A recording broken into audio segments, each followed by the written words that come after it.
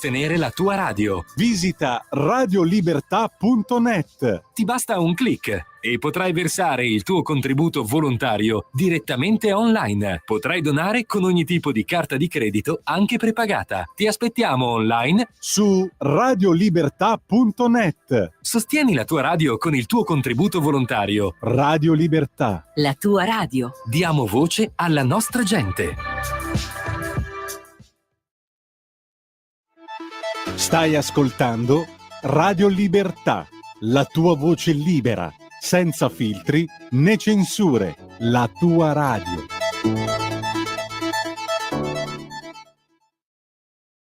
Segno i giorni scorrere sul calendario. Va ora in onda Auto da Fè, un mondo senza testa. Una testa senza mondo, un mondo in testa. Conoscevo come adesso ed ego non mi absolvo neanche quando mi confesso dei peccati che ho commesso. Un'auto da fè. Tutte le ascoltatrici e a tutti gli ascoltatori, siamo qui per l'ultima puntata di Auto da Fè insieme al professore, l'ultima puntata dell'anno, per carità, adesso non esageriamo, l'ultima puntata del 2024 di questo venerdì.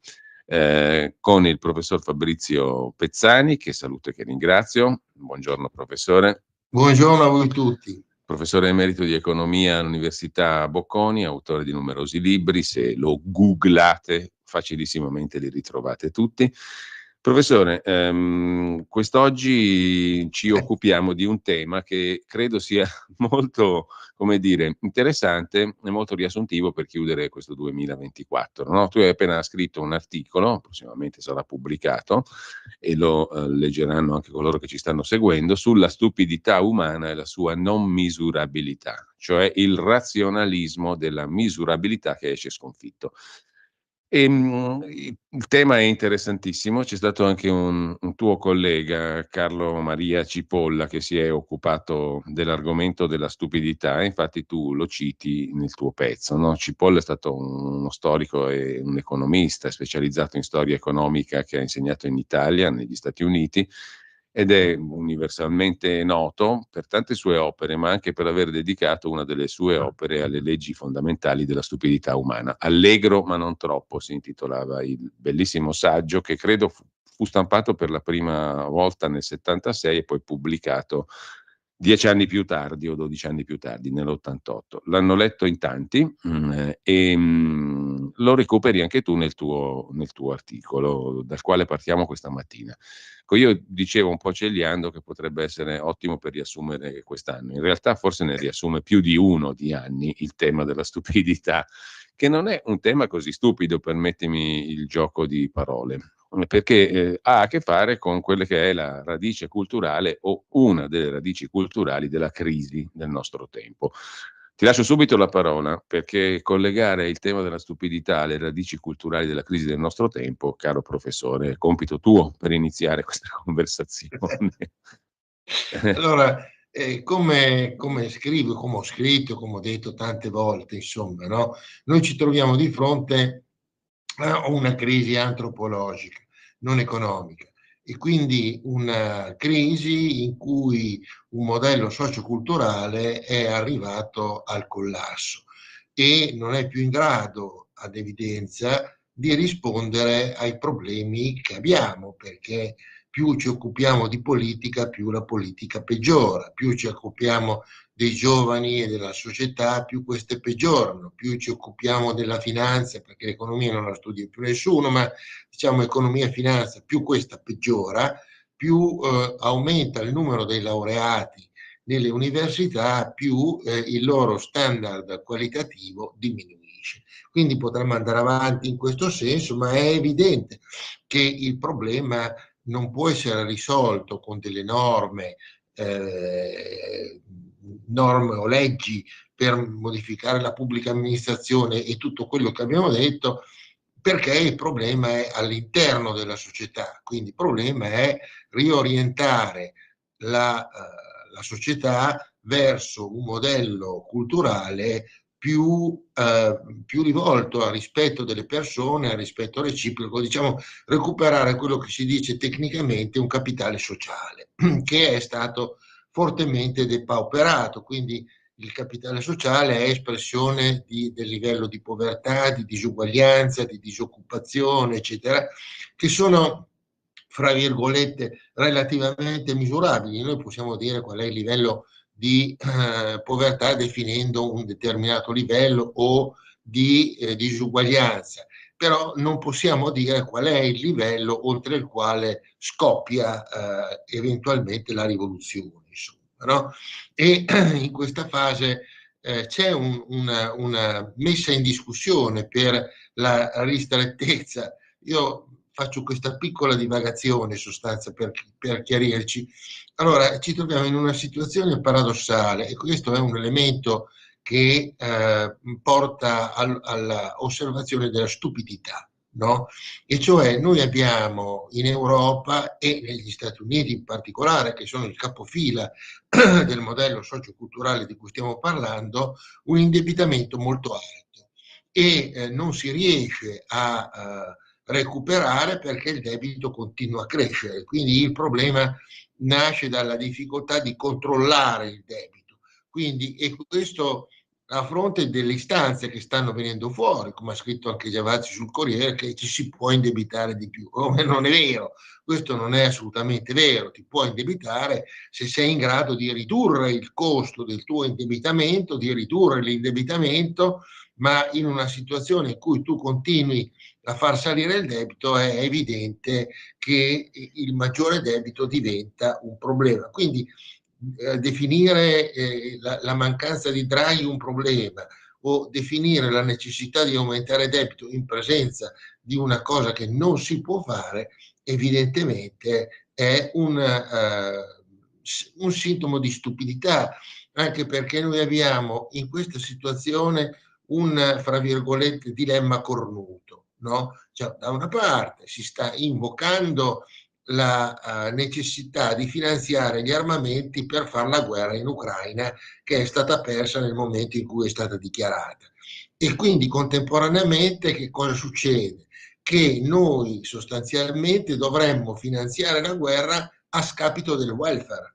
E quindi se tu non consideri il welfare e quindi il livello di disoccupazione, di disuguaglianza, di povertà che sta crescendo a causa di questo modello culturale, tu non puoi continuare a finanziare la guerra e dimenticarti della necessità di riequilibrare la società, perché tra la scelta tra la guerra e il welfare, se tu scegli la guerra, prima o poi il welfare si trasforma in guerra e quindi diventa una guerra sociale.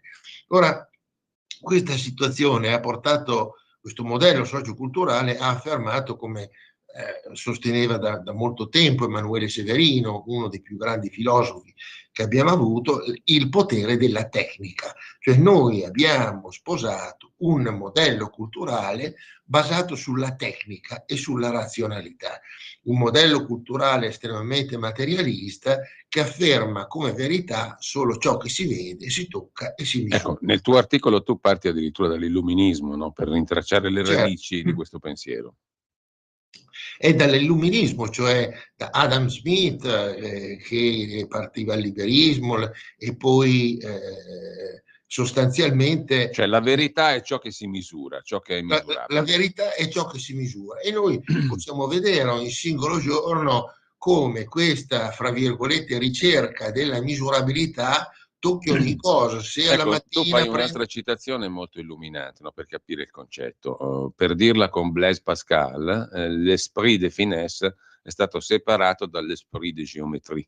Cioè l'uomo che si stacca dalla sua anima e diventa però l'uomo stesso un oggetto misurabile. L'uomo stesso diventa un oggetto misurabile e questo vediamo ogni giorno con un'ossessiva ricerca di misurazione. Se tu prendi questo tutte le mattine, una volta al giorno succede questo, se tu fai X passi ogni giorno succede questo, se tu bevi questo. Cioè siamo in una situazione in cui le misurazioni diventano ossessive, no? E la gente si perde a misurare il non misurabile oppure a misurare cose che non servono a nulla, ma è, come dire, la ricerca infinita della misurazione, nell'ipotesi che tutto sia misurabile. Però e qui sfugge la stupidità E la stupidità... No, la cosa che colpisce, no, è che dal pensiero illuminista, che è un risveglio della ragione in senso positivo, Certo. questa estremizzazione, diciamo, del razionalismo conduce alla stupidità.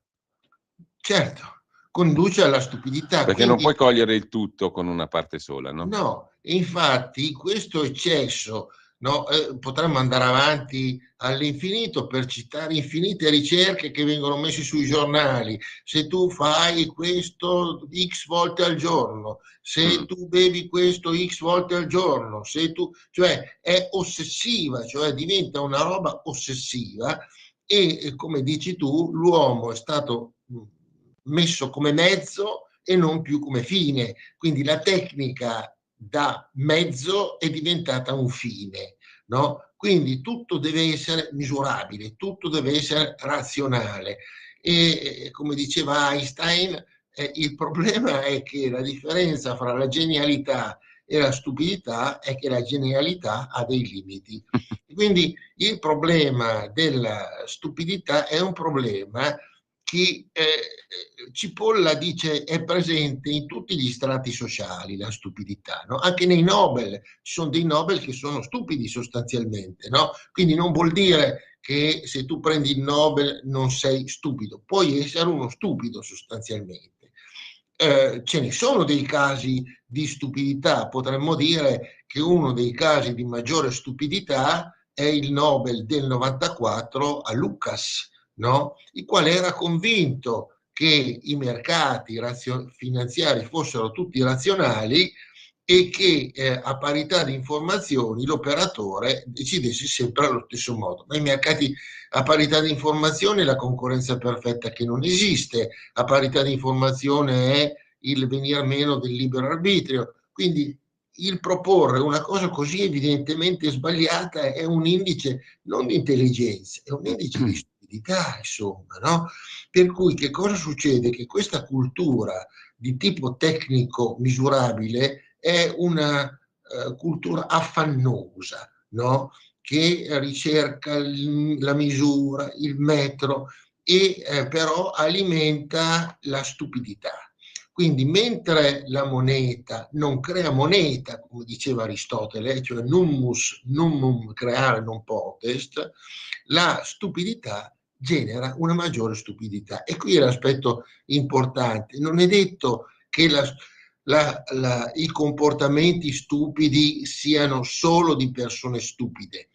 Sono comportamenti stupidi indotti da un modello socioculturale che porta le persone fuori da una dimensione emozionale, una dimensione umana e a ripetersi in contraddizioni continue, insomma, no? Io guardavo c'è una forma di rimozione del pensiero creativo, no? La gente non pensa, non parla e ripete in continuazione degli slogan, no? Quello che mi ha colpito, ce ne sono tante cose insomma che ti colpiscono, ma in particolare in questi ultimi tempi è stato dato spazio a questo presidente dell'Argentina che è Milei, sì. no? E questo Milei in realtà secondo me farà la fine di Pinochet, cioè del Cile di Pinochet, che sperimentò per primo questo modello liberista e monetarista della scuola di Chicago, dei cosiddetti Chicago Boys. I quali del resto, fammi aprire una piccola parentesi. L'Argentina l'ha già conosciuta l'applicazione di queste ricette super liberiste negli anni 90, che poi portarono alla straordinaria crisi del 2001, no? È così, è così, è così. Non è roba nuova per l'Argentina. No, ed è una ricetta che ha già fallito sostanzialmente. È una ricetta che è già fallita nei fatti, non è che è fallita perché lo diciamo noi. Devo desumere che il modello incarnato da Milei non ti convinca, tutto sommato. No, secondo me ripete la stessa storia di Pinochet, cioè Pinochet. E che cosa succede? Che tu pretendi, attenzione, che la realtà si adatti a un modello, mentre in realtà è il modello che si deve adattare alla realtà.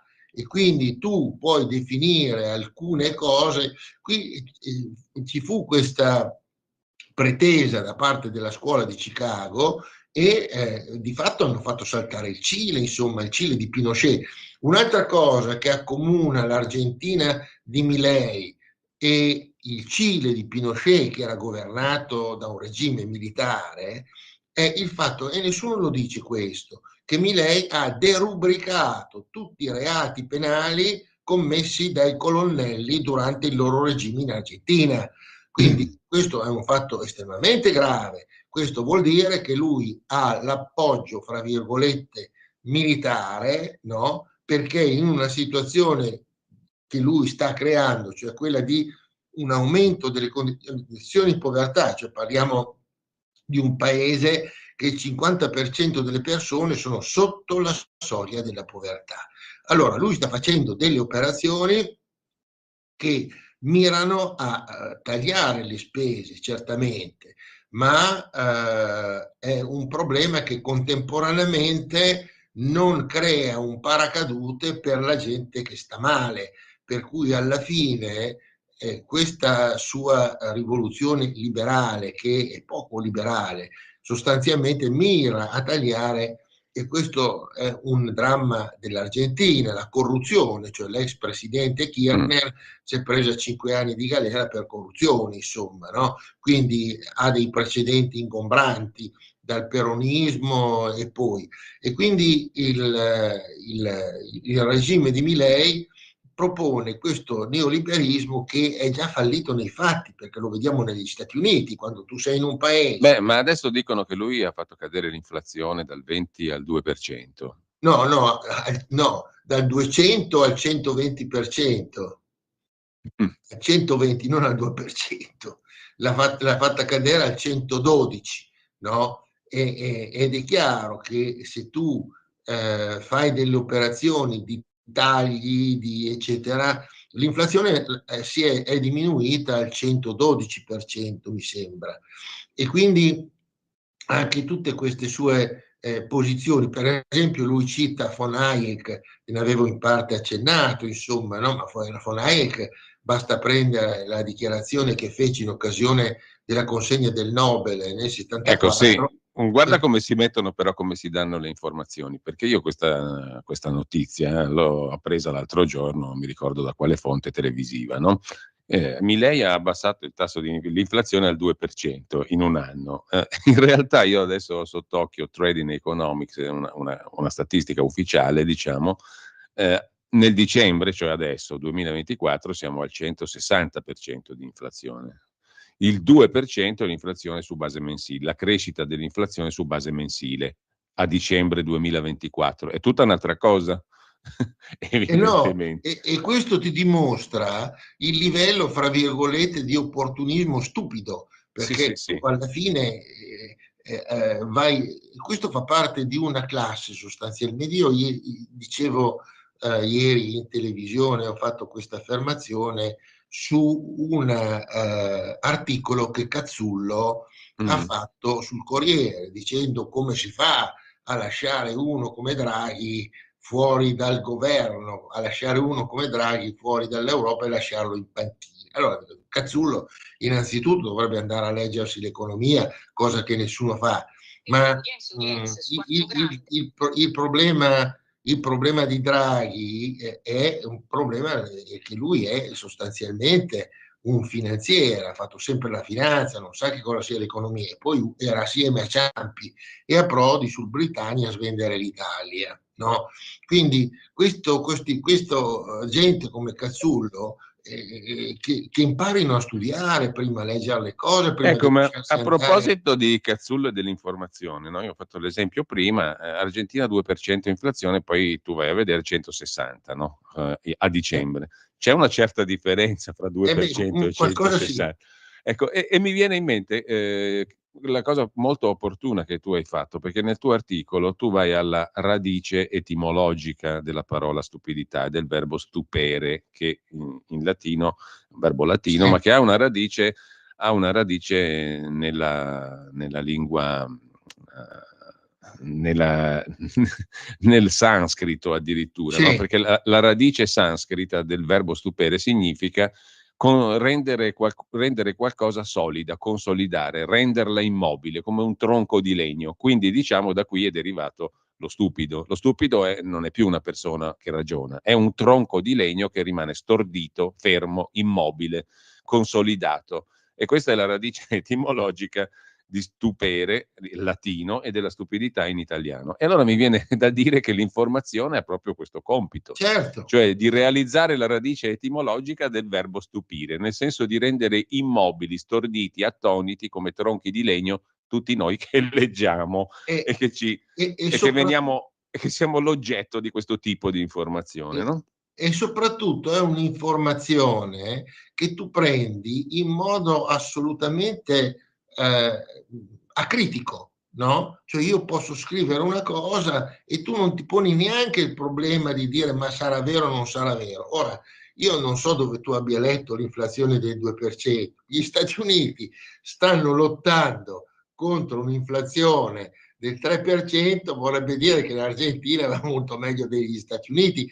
Quello che ha scritto quella roba lì, evidentemente è una manipolazione delle informazioni, perché c'è il 2%, ma come gli Stati Uniti sono al 3-4%, stanno facendo delle lotte incredibili, l'Argentina che sul collasso economico-finanziario, attenzione, no? Come ho detto prima, hanno derubricato tutti i reati penali dei colonnelli, insomma, no?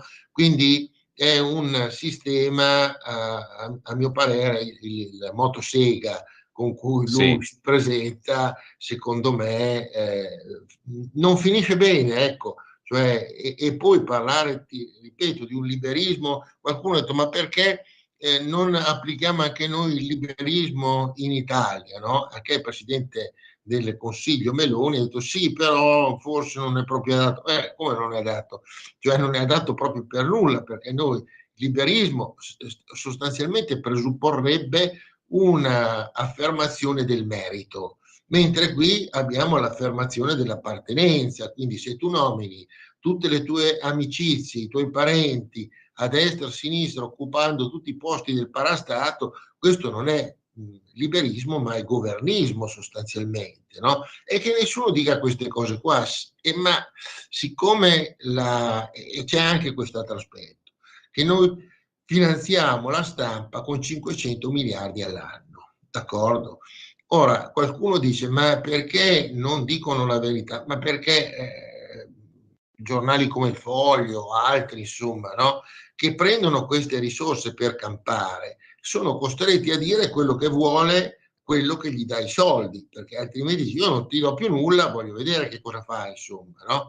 Quindi la stupidità si sta incardinando nel sistema culturale, no? E perché la stupidità cancella la creatività, cancella la critica, cancella tutta una serie di elementi che sono fondamentali per pensare.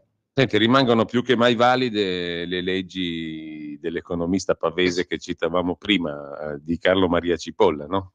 Sono ancora in vigore queste leggi universali della stupidità. Sì, sono universali e atemporali, nel senso che quello che colpisce nelle leggi di Cipolla, che lui dimostra graficamente, attenzione, no? Con una formulazione geometrica, no?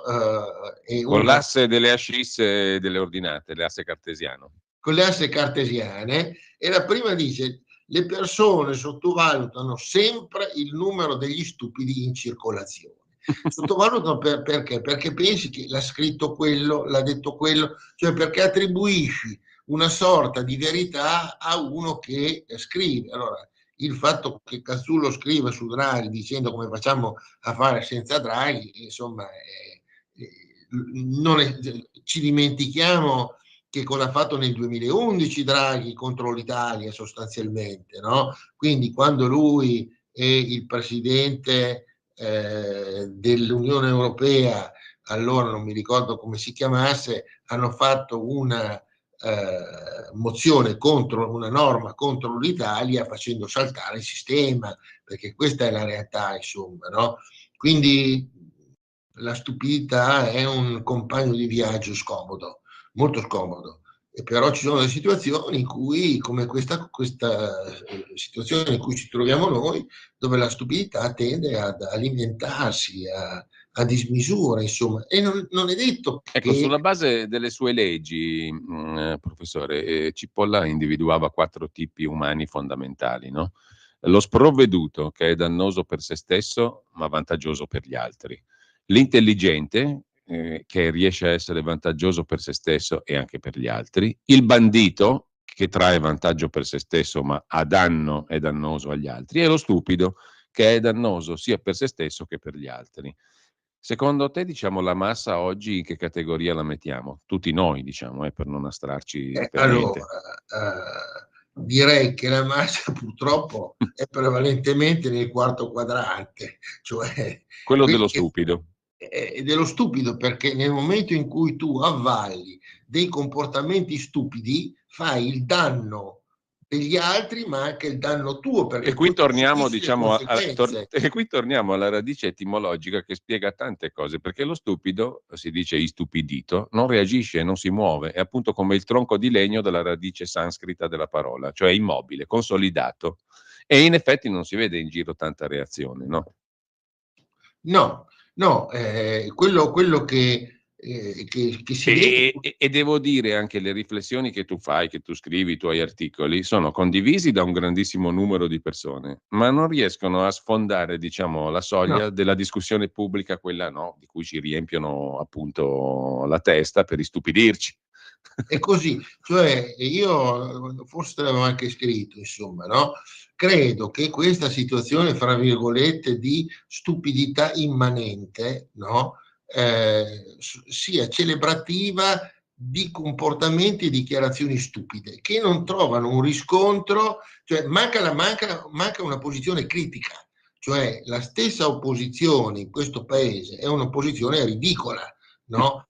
Perché alla fine va a votare la Schlein va a votare come la Meloni per la Commissione europea, oppure vanno a votare assieme per certe cose. Quindi quello che noi abbiamo in questo momento è una mancanza di una posizione critica, ti direi dal punto di vista giornalistico, forse devo dire, quello non dovrei dire queste cose, ma Travaglio è certe volte accettabile, perché ha preso delle posizioni contro una guerra in Ucraina che sapevamo sarebbe stata persa il giorno che è stata fatta, insomma, no?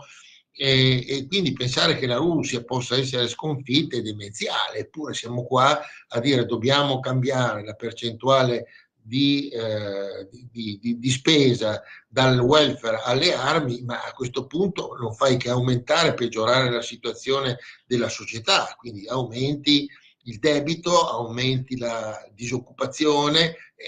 Da un certo punto di vista l'ha detto il Sole 24 Ore, dobbiamo prenderlo per vero, cioè che la produzione industriale è progressivamente caduta e quindi questo genererà o può generare ulteriori fallimenti.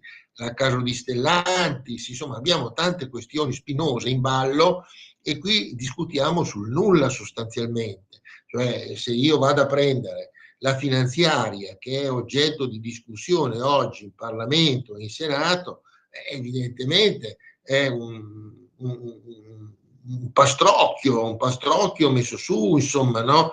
Dove non c'è una strategia, non c'è un disegno di crescita, non c'è un disegno di sviluppo dell'economia, delle piccole imprese, non c'è nessuna strategia, cioè è un progetto messo assieme ma che non si può neanche definire progetto perché non c'è una strategia sotto, non c'è un pensiero sotto con questa finanziaria cosa vogliamo realizzare.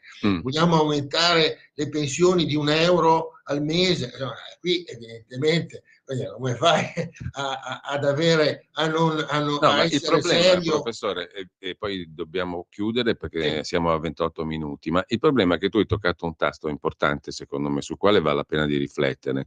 Cioè il fatto che sono, non solo questa, ma sono anni e anni e anni, e addirittura diciamo con governi di diversissimo colore, che le finanziarie non sono strumento di programmazione, di visione della società, sono ordinaria amministrazione entro limiti sempre più ristretti che ci dicono che non si possono toccare. Quindi uno si domanda, la finanziaria cosa la fai a fare sostanzialmente? Allora, la finanziaria la fai, allora, è importante che la gente capisca questo, l'80% del debito pubblico è spesa corrente, solo il 20% è spesa per investimenti, ma se io prendo la spesa corrente, in gran parte sono pizzi che io faccio al politico che ha bisogno di quella somma per la polisportiva, ha bisogno di quella somma per la bocciofila, ha bisogno di quella somma per l'associazione che cura i vecchi, insomma, sono sostanzialmente spese che la politica fa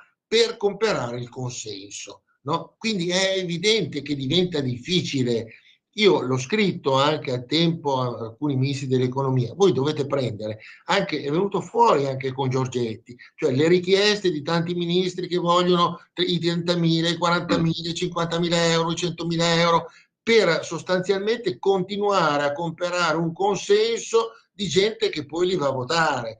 Quindi è chiaro che questa situazione diventa difficile da tagliare. Io dicevo, tu dovresti avere il coraggio, caro ministro, di prendere tutte le richieste sotto i 100.000 euro e cancellarle con un tratto di penna. È fuori che non lo possono fare perché non hanno la forza sufficiente per contrastare, perché Giorgetti è tutto sommato un ministro debole da questo punto di vista. Ci fosse stato uno come Tremonti diceva no, queste cose non si fanno, insomma, no?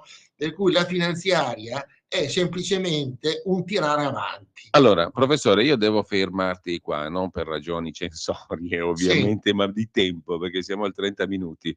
Oggi è venerdì 27 dicembre, quando questa trasmissione va in onda, quindi facciamo in tempo a darci appuntamento per il prossimo anno, perché io queste osservazioni che tu stai facendo adesso sulla finanziaria le voglio proprio riprendere, perché sono di pubblica utilità. Quindi le riprendiamo il prossimo anno. Intanto io ti ringrazio, auguro a te e a tutti quelli che ci stanno seguendo un buonissimo anno. Allora vorrei chiudere con un minuto con una storiella ebraica, no? Sì. Allora c'è un bambino che entra in una stanza illuminata da 4 candele, no?